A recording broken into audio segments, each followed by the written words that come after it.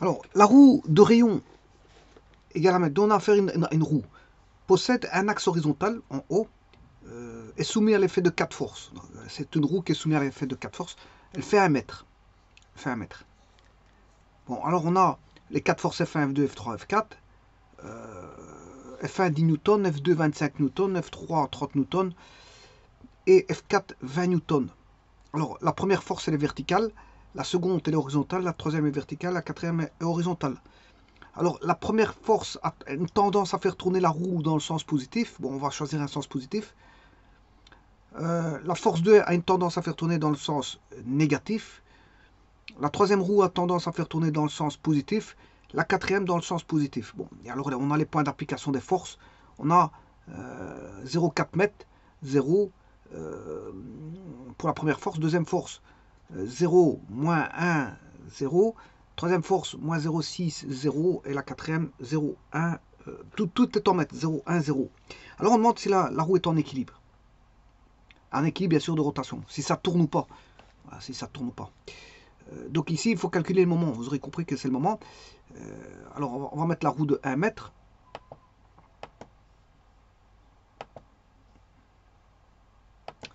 Je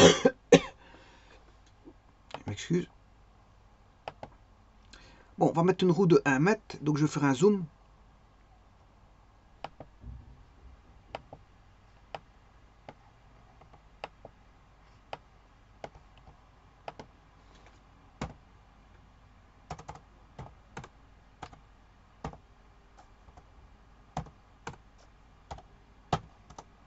Je vais l'agrandir.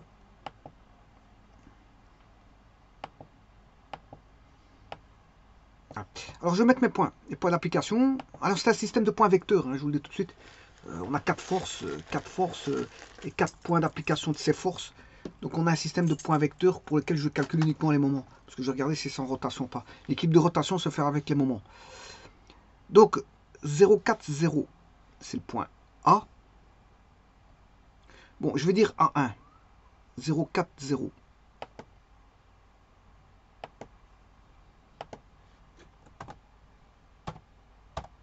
Où s'applique la force F1.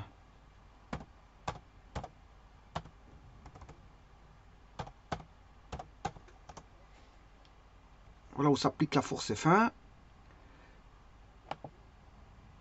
En 0, moins 1, 0. Enfin, 0, moins 1.0. C'est-à-dire 0, moins 1. C'est la force F2. A2 égale 0, moins 1.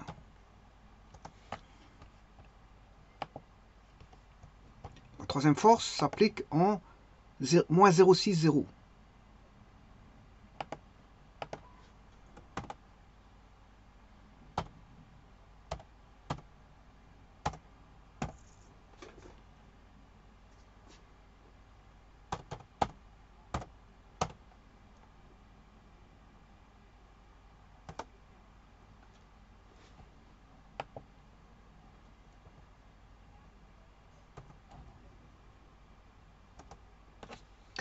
Moins 0,6, 0. Et la quatrième s'applique en 0,1.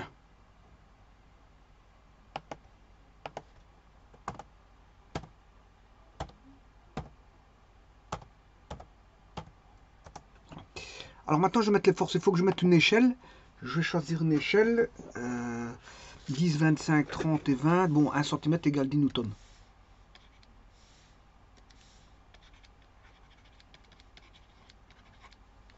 Donc je vais mettre 1 cm. Alors, elle tourne dans la rotation positive. Je vais choisir. Je fais un choix.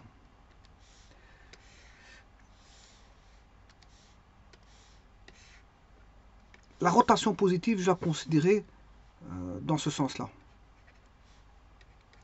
Si positif c'est comme ça, ben positif, négatif c'est dans l'autre sens. Ça c'est la rotation positive. Donc 10 newtons rotation positive.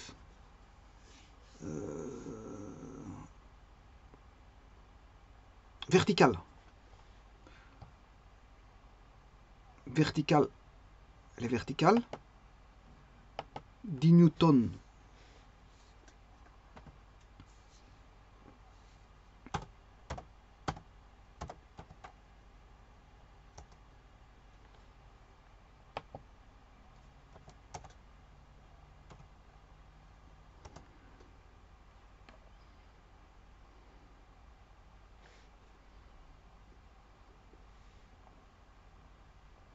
Qu'est-ce que j'ai fait? 0.41. Ouais, c'est bon. Je peux mettre ça. Parce qu'il y a 1 centimètre là. Donc ça c'est bon. Donc je vais mettre la force. Mettre un vecteur.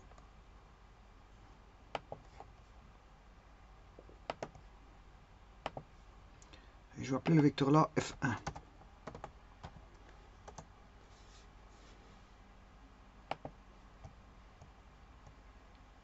Second vecteur, il est horizontal, rotation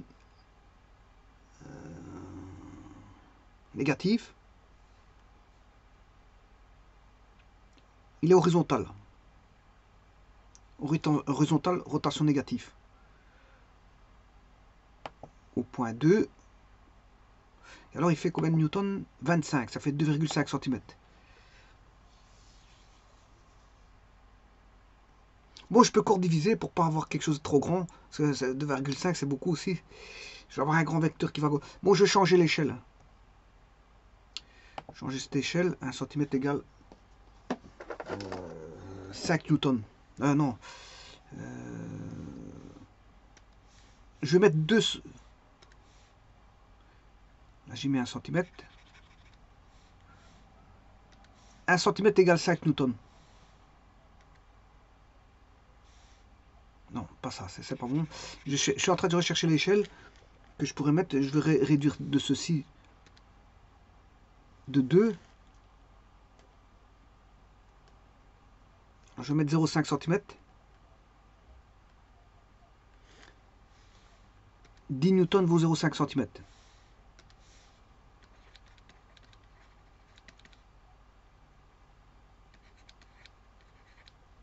Ce qui veut dire que 1 cm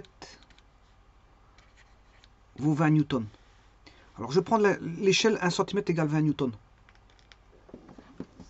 1 cm égale 20 newtons. Donc je vais redescendre l'échelle, enfin le vecteur. Je vais mettre en 0,5.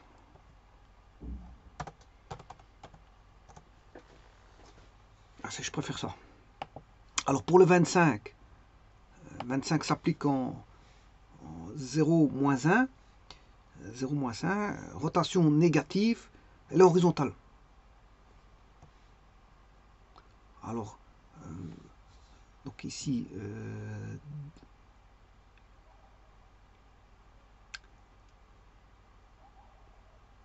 non, ici c'est mauvais. 0,5, oui, 0,5 c'est 10, 1 cm c'est 20. Ça c'est bon. Alors je prends pour 25 newtons.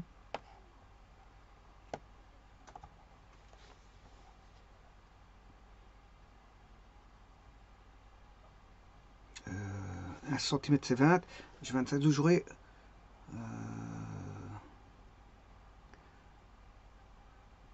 1,25. 1,25.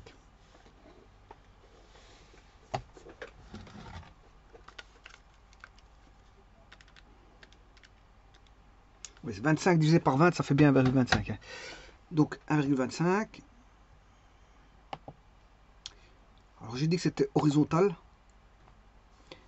Moins 1, 0 moins 1.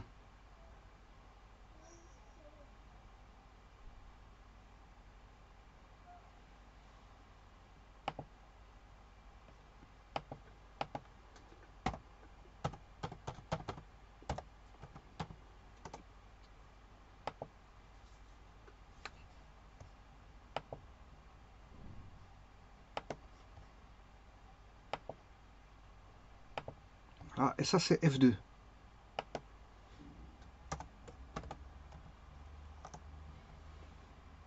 Troisième force, elle tourne dans le sens positif. Donc elles sont toutes positives sauf F2. Hein. Elles sont toutes positives sauf F2, parce que vous voyez qu'il y a Rn, c'est F2. Rp, c'est F1, F3, F4. Bon, celle-ci, elle est horizontale. Enfin, verticale, je m'excuse. La F3 est verticale. Verticale, 30 newtons. Alors, on va faire 30 divisé par 20, c'est 3,5. 3,5, c'est 1,5. Qui s'applique en moins 0,60. Rotation positive.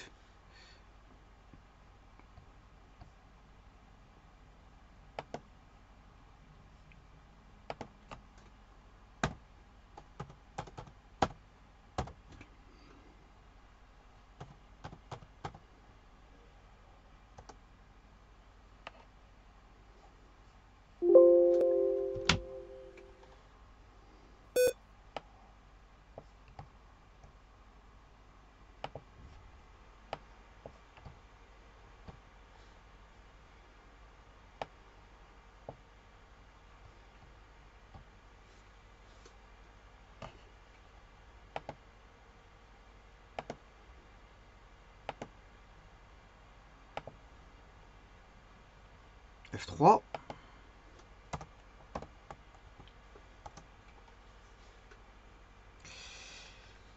Et le dernier vecteur, F4, horizontal, rotation positive en 0,1, elle fait 20. Ce qui fait 1 cm. 20 divisé par 20, ça fait 1 cm. Donc, à partir de 0,1, qui est le point 4, à 4, point d'application à 4, 0,1, 0, je dois mettre 1 cm. Horizontal.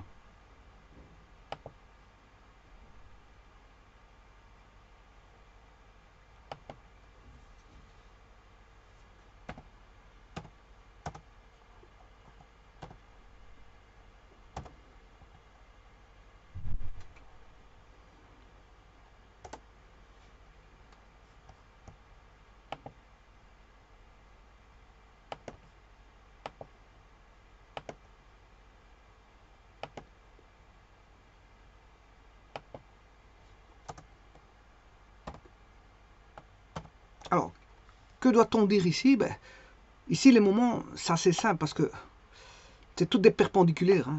C'est par rapport au point 0, 0.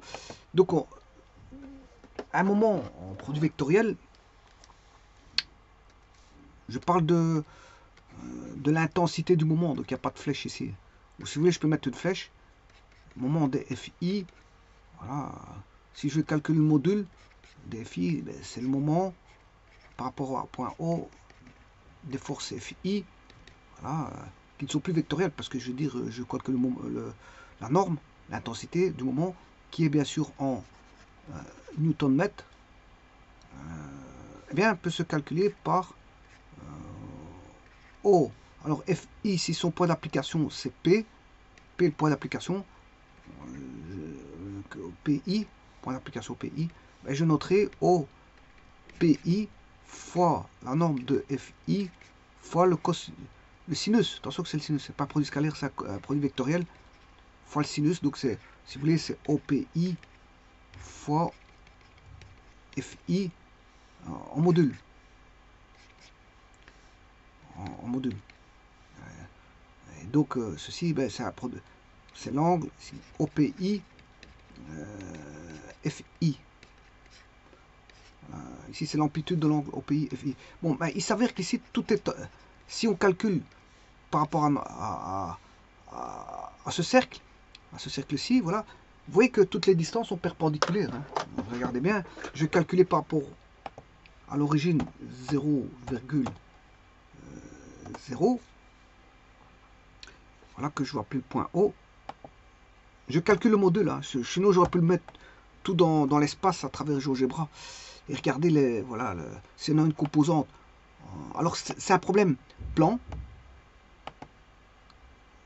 Voilà, on a un problème plan. Donc, ici, vous allez voir un cas. Comme on a tout du IJ, on a des forces coplanaires, mais on va avoir voilà, comme on va dire la distance OA1 OA2, OA3, OA4 sont dans le plan OIJ et que les vecteurs F1, F2, F3, F4 sont dans le coplanaire, c'est-à-dire dans le plan OIJ, ben, on aura une composante en K. Bon, mais ici, je ne vais pas faire la représentation spatiale. Ça ne m'intéresse pas de savoir voilà, le vecteur qui va ressortir du plan, parce que c'est suivant K, soit vers K ou vers moins K. Ça, c'est sûr et certain. Mais ce que je vais rechercher ici, c'est tout simplement le module. Alors, bien sûr, pour savoir s'il y a un équilibre, la route est-elle en équilibre, ben, je vais faire la somme. Je vais faire la somme des moments et regarder si c'est nul. Je vais calculer le moment par rapport à O de la force F1 plus le moment ici je calcule tout en module, hein. C'est tout en module. Bon, par rapport à F3 plus le moment de O par rapport à F4 est égal à OA1 fois F1 plus OA2 fois F2, produit vectoriel, alors, bien sûr en norme, plus OA3 fois F3 plus OA4 fois F4. Voilà. Et si on a 0, le système est en équilibre. Le système est en équilibre. Alors, là, ça fait OA1, la norme de OA1 fois la norme de F1 fois le sinus entre OA1 et F1, mais entre OA1 et F1, l'angle est de 90. Donc sinus de 90, ça fait 1. Donc on a juste, on aura des 90 partout. Regardez bien, on a des cas particuliers. OA1, F1 fait 90, OA2, OA4, F4 fait 90, OA3, F2, OF3, F3, OA3, F3 fait 90 et OA2, F2 fait 90. Ouais. Donc ici, qu'est-ce qui se passe? Mais on a tout. Voilà,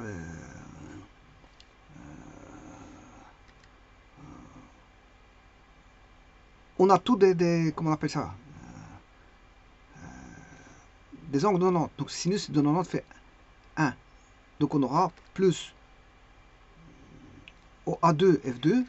Donc c'est un bras de levier fois une force F2. Plus un bras de levier fois une force F3. Plus un bras de levier fois une force. Non, attention que ça c'est pas bon. C'est un produit vectoriel. C'est un bras de levier fois la norme de F2. Bras de levier fois la norme de F3.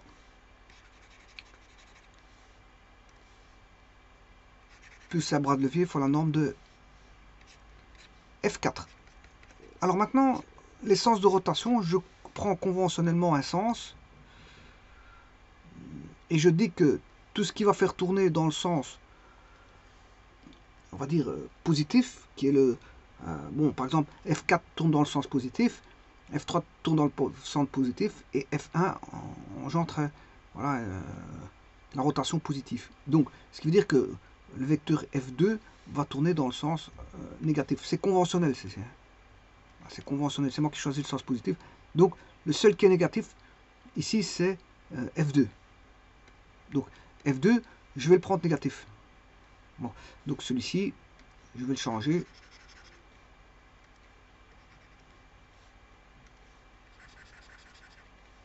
Voilà, il suffit de calculer ceci.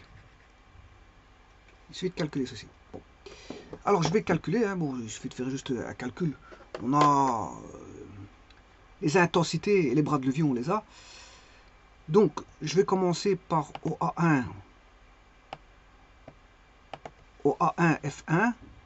Alors, OA1, il vaut 0,4 fois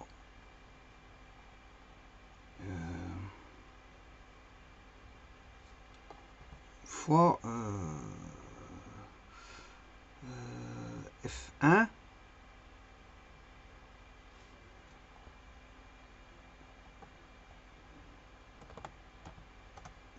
Ouais, parce que la norme de F1, elle fait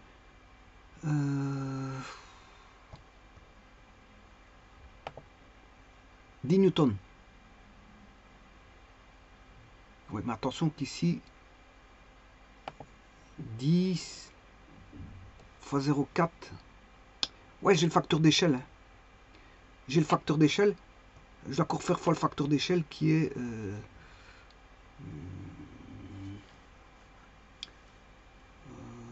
normalement, je dois faire 0,4 fois 20. Là, il m'a trouvé... Bon, le facteur d'échelle, il est de... 1 cm, c'est 20 newtons. Donc, il faut faire fois 2. Fois 2. Donc, je dois faire 10 fois 0,4. Ça fait 4 newtons mètres. 4 newtons mètres. Mais ici, je fais...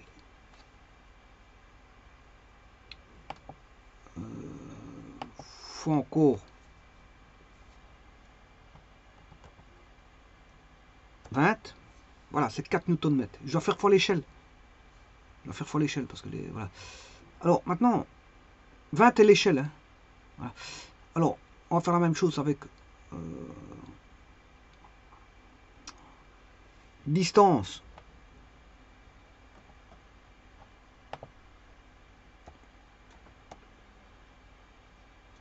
O, A, 4 fois F 4 fois facteur d'échelle 20 à distance OA4.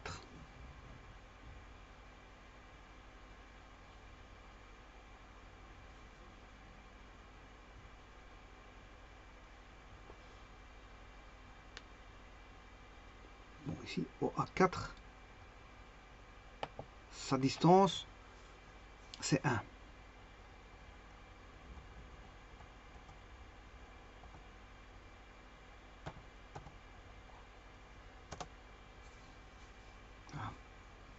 Donc, est-ce qu'on a bien 20? On va regarder tout de suite.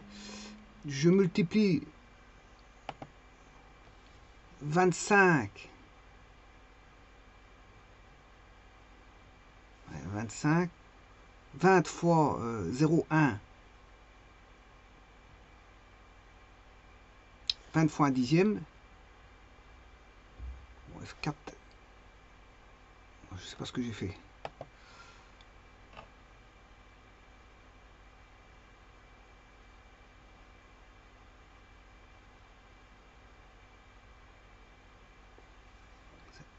Une fois F4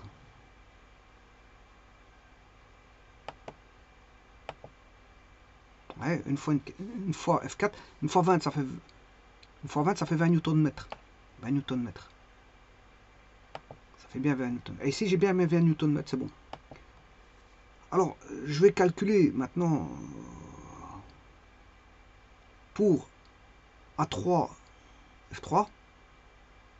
Alors A3 c'est moins 0,6 ce qui fait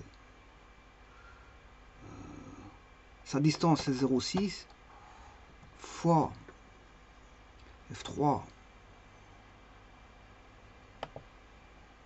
30 0,6 fois 30 ce qui fait 18 newtons mètre 18 newtons mètre. On va faire 0,6 fois F3 fois le facteur d'échelle 18 newtons mètre. Et le dernier c'est F2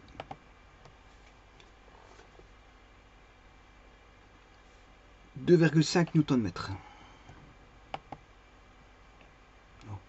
Là on a je m'excuse c'est pas 2 c'est 25 newtons mètre. C'est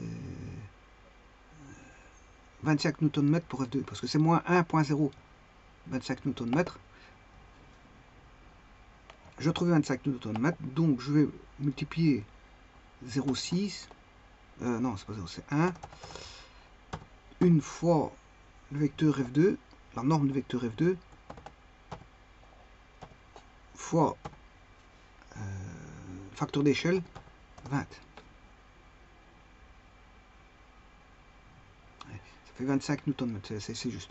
Alors maintenant, je regarde si à l'équilibre, ben, F1, le A, c'est par rapport à F1. F1, il tourne dans le sens positif. A. Ensuite, F4, c'est B, il tourne dans le sens positif, je vais le mettre à plus. Le F3, c'est C, il tourne dans le sens positif.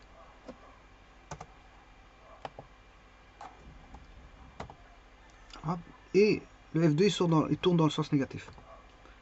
Voilà. Et on a 17 Nm au total. Donc, on a un déséquilibre. Et donc, la roue tourne.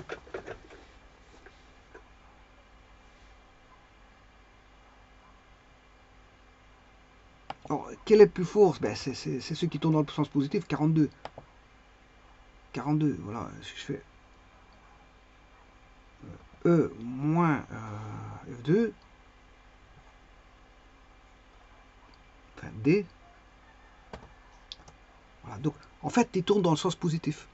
Le sens de rotation, c'est le sens positif. Donc, je peux remplacer tous ces moments par un moment, voilà, qui donnerait un moment de 17 Nm. Par exemple, je placerais à 1 cm, voilà, 1 cm, une force qui donnerait voilà, un couple de 17 Nm. Voilà, donc ça veut dire qu'on a une rotation.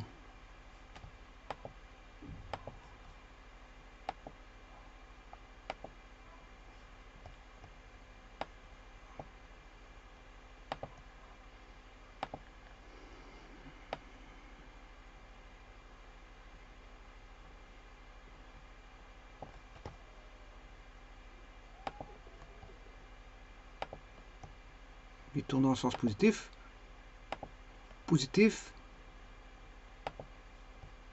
positif.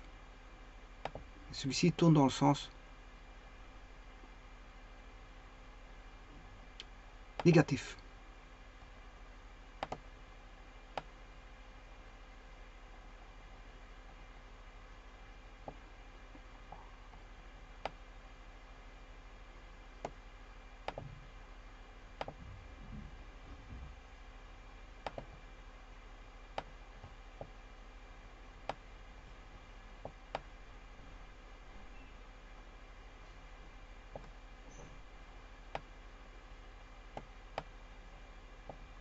Donc il y a une tendance à tourner dans le sens positif.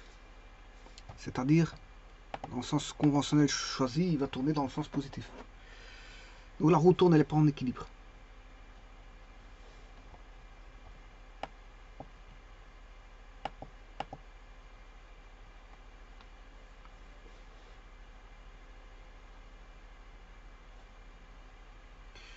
Je vous remercie.